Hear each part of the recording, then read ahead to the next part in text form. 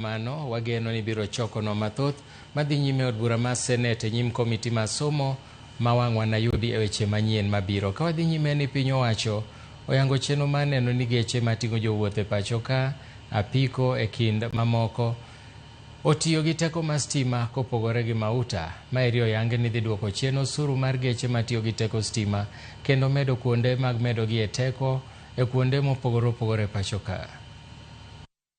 For the border rider and the small business vehicle operator, e-mobility is not an abstract concept. It is about the day-to-day economics.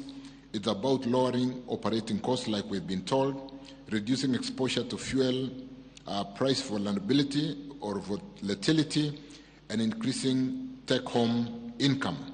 It is also about creating a new service economy, battery charging and swapping stations, maintenance and spare parts, digital fleet management providers, and local assembly.